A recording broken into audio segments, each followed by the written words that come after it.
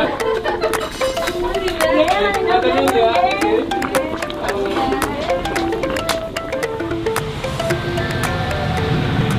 to Chopstick Travel. I'm Luke Martin, and today we have another episode from Indonesia. This time we are in Yogyakarta, a culinary hotspot on the island of Java. And in this episode, we are going to be showing you the best street foods around Jogja.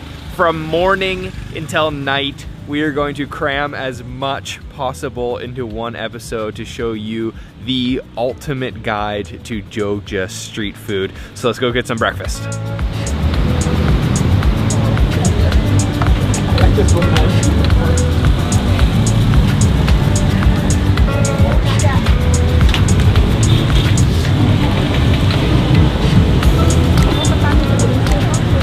We are at our first stop, and you have to wake up super early to come here. We woke up at about 5:30 and came straight to this legendary stall. There is a woman set up right on the side of the street named Ma Setnem, and she is famous for selling a traditional Jogja snack called lupus.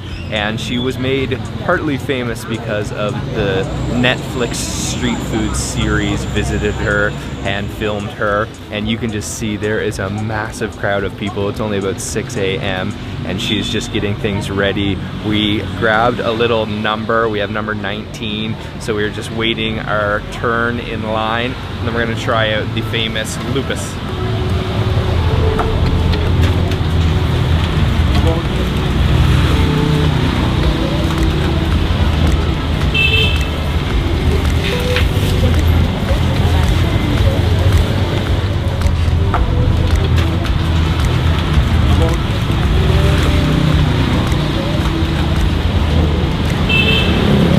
You have to be up bright and early to get your lupus from Ma Setnem, otherwise you're running the risk of her selling out. This is a simple dish of only 3 ingredients, and I'm kind of wondering why everyone was waiting in line for so long. When we first arrived, we had number 40, but for some reason there was a woman who had been waiting, but she needed to leave, and she gave us number 19, and that shaved off at least an hour of waiting. So super grateful to her for giving it to us, number 19. We have our lupus now. It is simple, as I mentioned, only the compressed rice cake, sticky rice cake, a little bit of coconut shavings, and then she drenches it in this thick palm syrup. So you can see just those simple ingredients here. I'm gonna take my first bite, make sure I get a little bit of everything, all that palm sugar as well.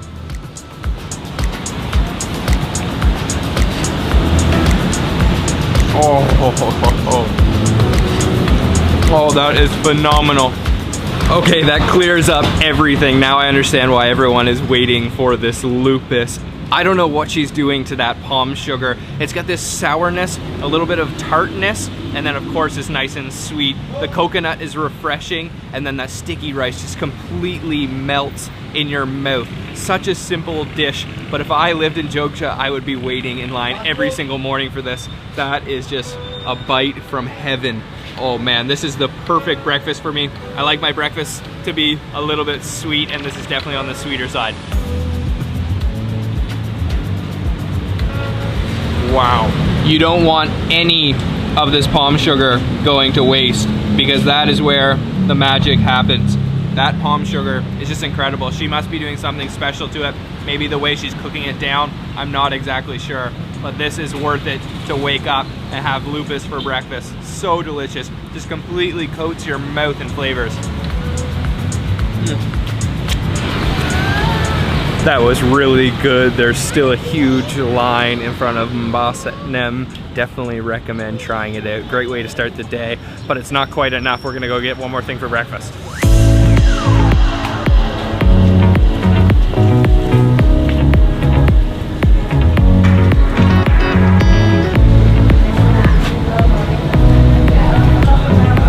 So our next breakfast item is hidden down this little alley, back alley here in Jogja, and we're going for another sweet one for breakfast today.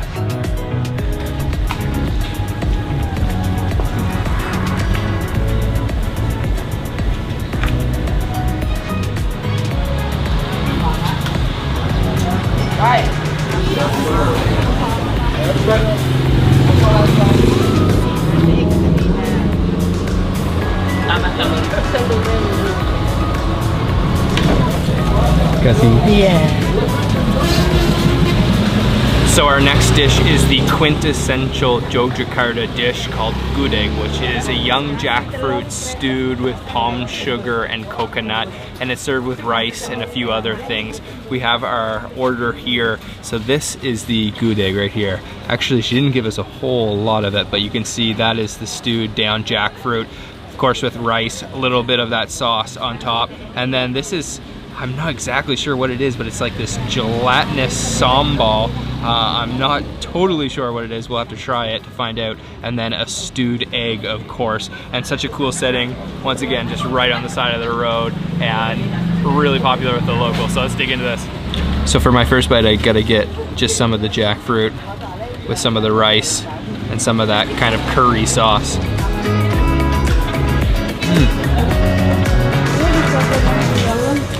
Oh wow, there was a big bone in there. That jackfruit just melts in your mouth. When the jackfruit's young like that and they stew it down in a particular way, it really feels like tender meat, almost like pull apart beef. You can taste all that palm sugar, it is quite sweet. And then coconut, once again, kind of similar in flavor to the lupus, but with the rice, of course, it's a little bit more savory than the lupus. Okay, let's go in for another bite and try some of this jelly thing here. If you guys know what this is, let me know down in the comment box.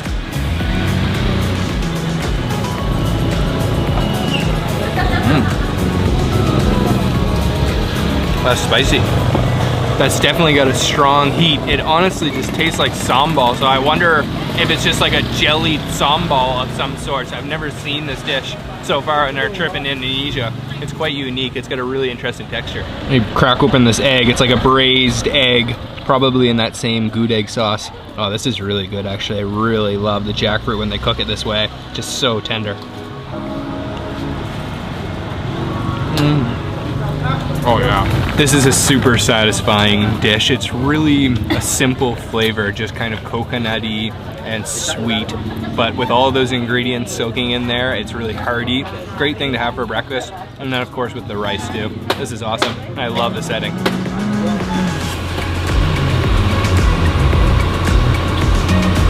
That was a good little breakfast, sweet and savory at the same time, and I love the spot to have it right on the side of the road. Definitely have to try gudeg when you come to Jogja. It's the quintessential dish of the city.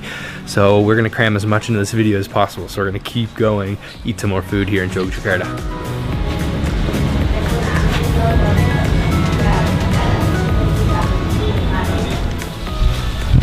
So Jogja is famous for a lot of attractions, nature, and in particular a couple temples, but that's not what this video is about. This video is all about the food here in Jogja, and we've driven out to the countryside to have a dish called mangut lele. This is the spot we are looking for.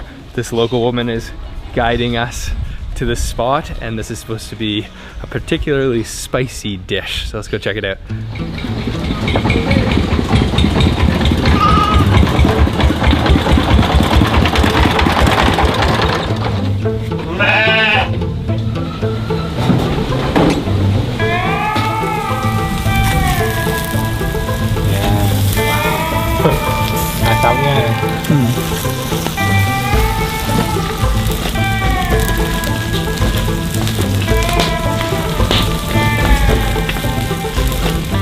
The setting here is gorgeous, very rural feeling. They've got a couple pet goats here as well, and now we've just come to check out the smoking station where they're smoking all of those catfish. There must be at least 80 to 100 catfish, and they're using coconut husks to smoke those away. We're just trying to take all our shots, and it is so ridiculously smoky. My eyes are watering like crazy, but I'm really excited to try this spicy smoked catfish.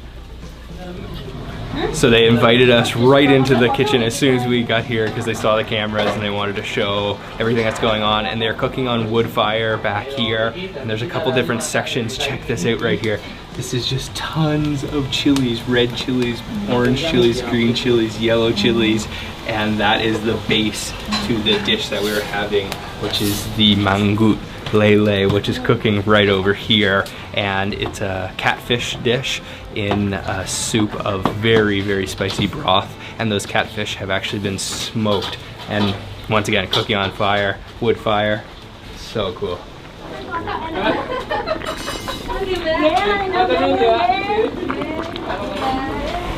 So when you arrive, you come right back to the kitchen where you're going to serve yourself some of the dishes. They have rice back here and a few pre-cooked meals, as well as that mango lele. So we're going to assemble a bowl right now and take it out to the restaurant.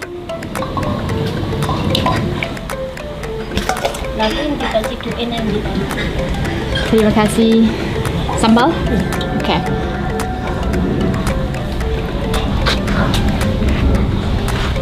This and within the beef.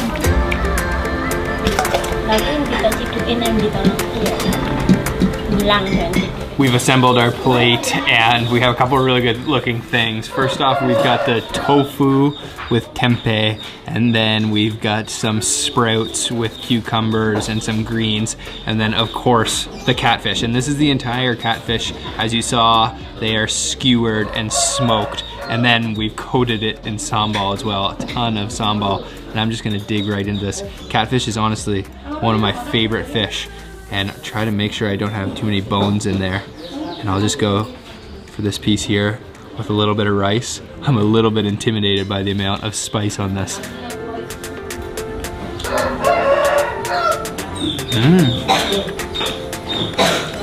Oh, that's awesome. That catfish actually has remained really soft on the inside, even though it looks like it's been boiling away, and it's kind of double cooked because it's been smoked and then boiled, but it still remains juicy and soft on the inside, definitely not overcooked. Yeah, you can feel that spice. That is building for sure. I gotta go in for one more bite though. That sambal on the outside is just ridiculously good. And then the bones are quite small, so you can actually eat most of them and get a couple sprouts and some greens here with this bite.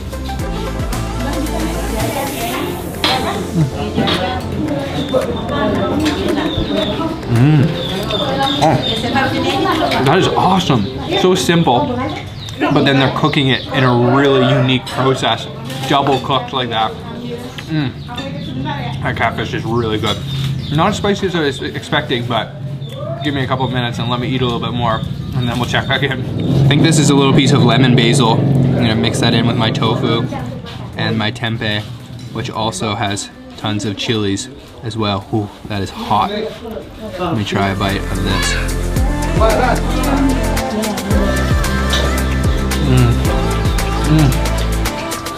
The tofu is just bursting with flavor, spicy once again, and then you can taste that little bit of zing from that fermented flavor coming from the tempeh, and then some lemoniness from the lemon basil.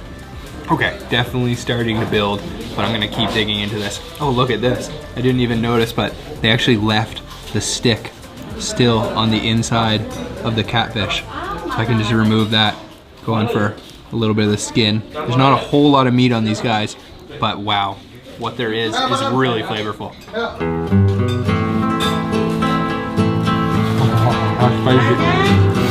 So it's definitely a slow releasing spice because I'm pretty much finished eating and I'm just starting to feel the full intensity of the heat. You can really feel it in your stomach and on my lips. Wow, that is strong. It's like deeply infused with spices. You can just taste the smokiness of the catfish too. It's a really good dish. There's not a whole lot of meat on that catfish, unfortunately though. How do you find the spice level? Ooh, well, my nostrils are running, so it's pretty high. 8 out of 10 for the spice, but I mean, I'm not even finished yet. I feel like it's gonna get worse, and I'm gonna eat a chili. Bye-bye. Everybody is so friendly here, and that was some super spicy, smoky catfish. Gotta try this place out. It's definitely a little bit out of town. Bye-bye. Terima kasih. Bye. Everyone is so friendly and accommodating and really cheap too. If you're not a spice lover, I'm not sure you're gonna be able to handle that because that was probably the spiciest thing we've had in Indonesia, and we were stuffed after a big morning of eating. So I think we're gonna take a little break to digest and then catch back up with you this evening to show you some more of what Jogja has to offer.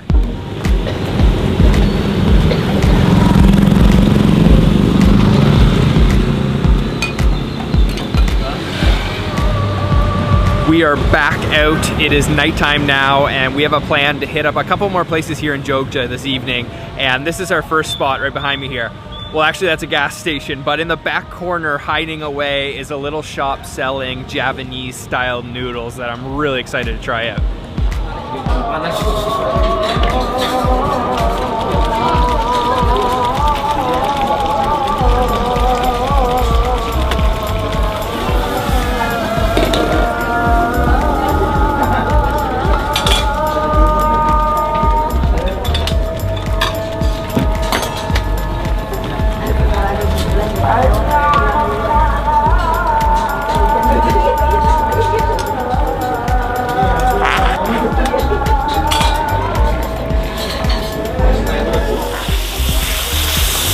You definitely would not expect to find this restaurant in back of a gas station. It's quite traditional. They have a street food cart that's parked here permanently, and they are serving bakmi Jawa, which is Javanese style noodles. They've got a couple of different things on their menu, but particularly we want to try their soup noodles. They're cooking it all on charcoal open flame, which slightly is concerning considering that we're right beside a gas station.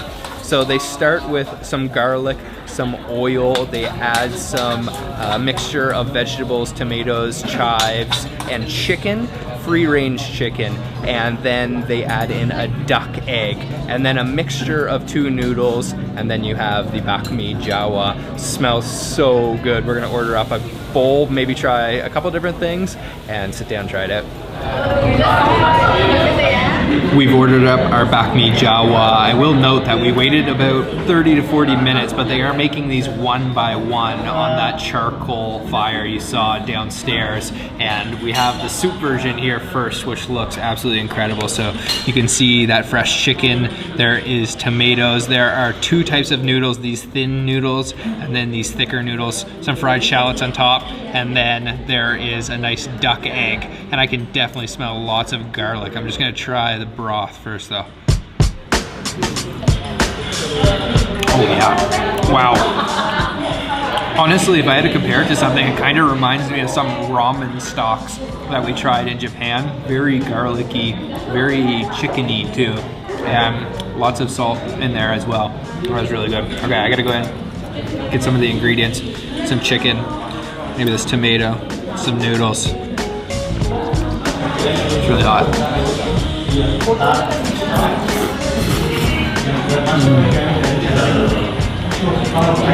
That is really satisfying. The chicken is really, really tender. You can tell it's a free-range chicken because it's got a firmness, yet it still falls apart in your mouth. And then I just love the flavor of that broth. Really, really garlicky. There's a big jug of some pickles, mostly cucumbers. I'm just gonna throw those in and grab a little bit of this duck egg with some of those pickles.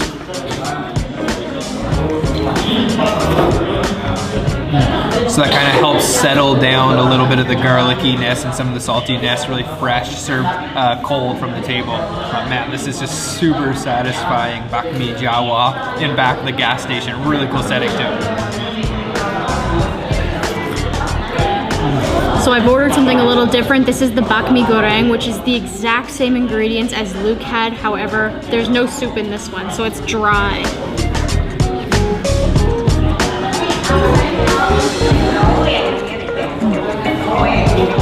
That was incredibly delicious, super garlicky again, and a little bit of crunch from the fried shallots that they put on top at the very end. Absolutely delicious. I love this kind of noodle.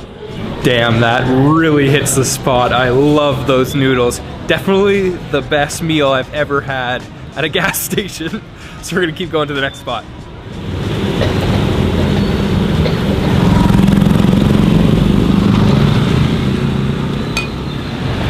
So we definitely want to have a dessert after that really garlicky bowl of noodle soup. So we've come to have a popular Javanese dessert called ronde. It's particularly famous here in Jogja, and there's this little stall. All she's got is a candle light, and she's serving up the ronde. So let's order up a bowl, and then I'll tell you about it.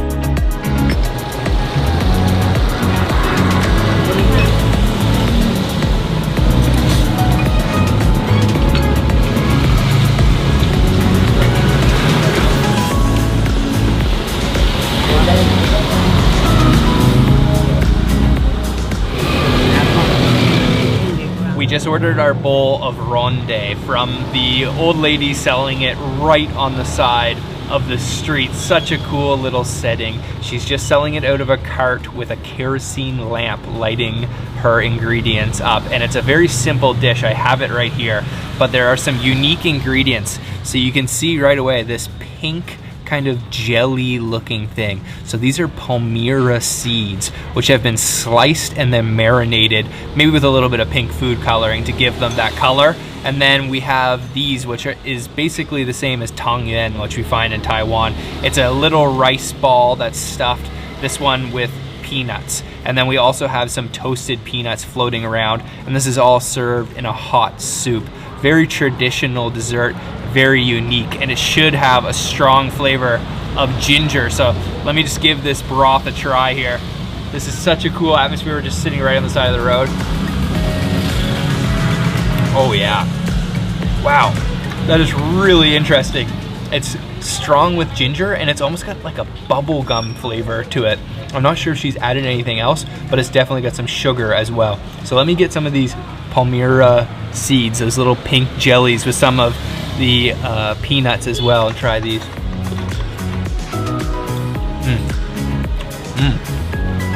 They don't have much of a taste, but they've got very interesting gelatinous texture to them, but really not much to it. And then those toasted peanuts have a nice flavor. And then I'll try one of these little tang yuan as well.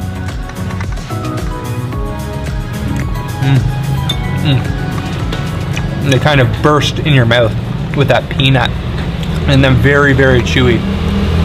Such an interesting little dessert and such a unique setting. There's not much to it, and she must have been selling this for years and years and years, because even though it's just a small little stall, there's tons of locals flocking to her for dessert. That ginger really hits you right in the back of the throat, but it's super refreshing after that garlicky, salty noodles that we had. And then once you've eaten all the little things inside, you can just drink the broth. Something that's interesting about this place is actually one of the former presidents of Indonesia used to frequent this stall, this exact one. She's been serving this for many, many years, and they say it's really good to have on a winter's night. It makes you feel better, it helps you sleep. However, it doesn't actually get that cold here. We are here in the winter time and it's quite hot, but it's still wonderful. It's gonna help us sleep tonight. Very delicious, helps with the digestion of all that food we've had today. Although it is the end of the night, there is still one thing we wanted to try, which we probably should have had in the morning, and that is coffee, but it's not your regular coffee. This is a very unique coffee. This is the place behind me, so let's go try it out.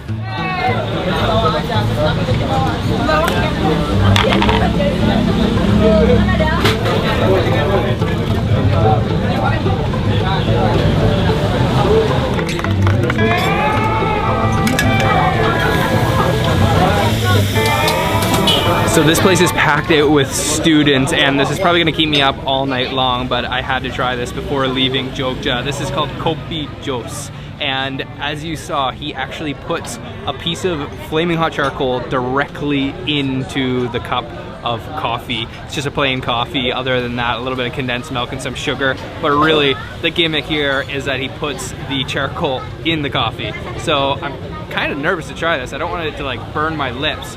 But you can see there is charcoal in there. Those are just 2 big chunks of charcoal that he put inside. So let me try this. Hopefully I don't burn myself.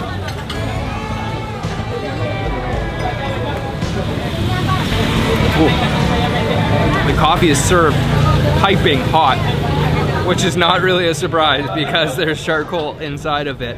I can't say it gave it any kind of flavor. Maybe kind of a bitterness actually, and it reminds me of Turkish coffee because the grounds are just in there floating around. You get some of them in your mouth, but really it's not smoky like I thought it might be.